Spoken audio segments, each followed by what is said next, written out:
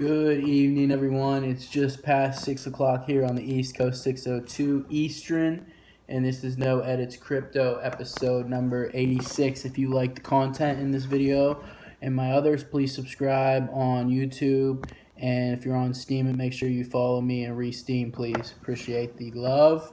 Into the news today.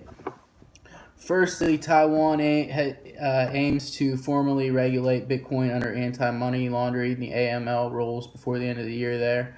According to the Taiwan Central News Agency, the country's Minister of Justice said that they are working on the anti-money laundering event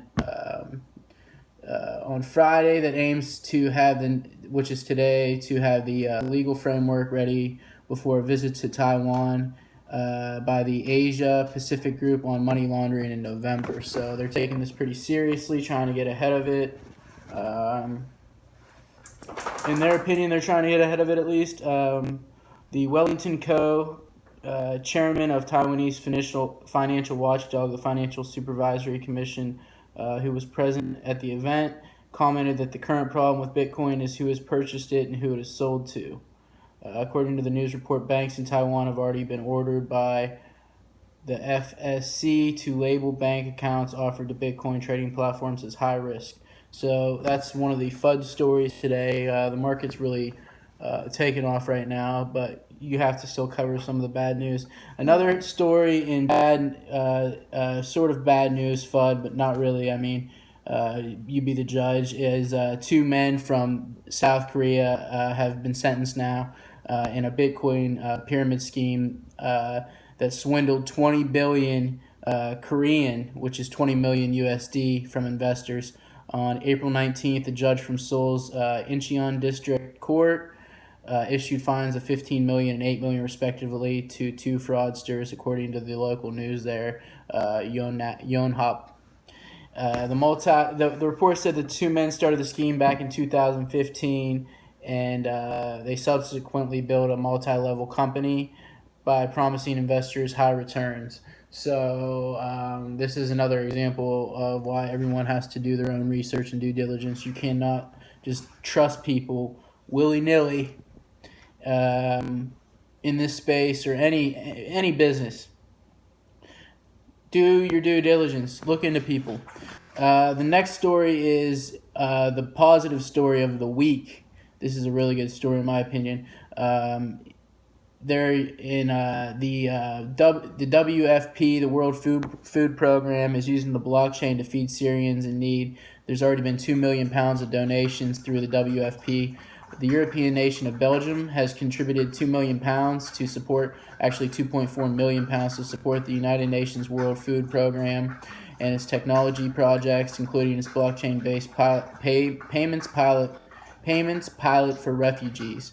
As CoinDesk has previously reported, WFP launched an Ethereum-based payments pilots in 2017 with intention of increasing the efficacy and transparency of cash transfers to displaced Syrians in Jordan refugee camps. So that's, according to Coinbase, already 2 million pounds to the WFP. I'm not a huge advocate of donating and charity to groups that are really closely affiliated with nation states, and the United Nations kind of always have been a proponent of individual contributions straight to people, so they don't get misspent on the way to the people that really need the help. But still good news. Another example of the blockchain and the gratuity of people that are holding cryptocurrencies. They're some of the most kind people that I've met. Into the market today, the Bitcoin's up 2.01% at 84.56 USD. Ethereum at 594 USD, up 5.84%. Bitcoin Cash really took off today. I got to mention this, even though I don't typically mention Bitcoin Cash. It's up over 17.59% now. Currently at $1,122. It was literally in the 700-800 range a few days ago, so that's kind of crazy. Litecoin's up slow and steady, starting to climb the hill. 3.7% at 151.85. It has broken the 150 threshold, and hopefully there's no looking back, maybe ever. NEO is at 77.27, up 4.42%. Still loving NEO. Not financial advice, just my personal opinion here, as always. And Steam, which I've been talking about for a few months now, and am very intrigued by. It has more than doubled in the last week and is up to 10 days, probably 10 days now. It's about doubled, more than doubled.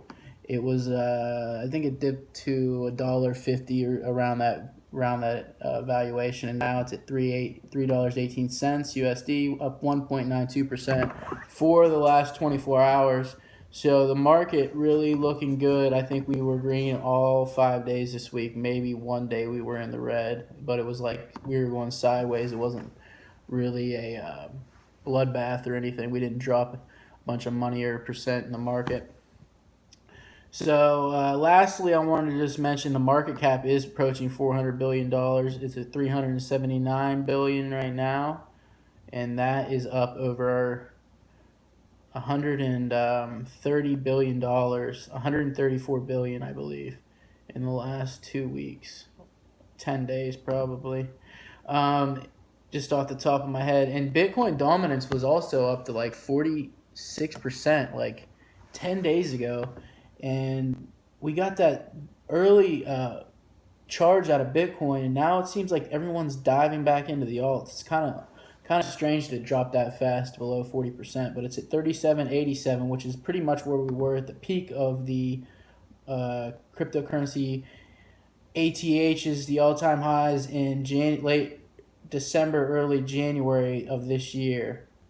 Interesting to keep an eye on the Bitcoin dominance. It sort of lets you know if people are getting into the altcoins or if they're getting into Bitcoin on the way back up. Everybody have a good Friday night. Be safe out there, and I will give you guys a Saturday episode tomorrow.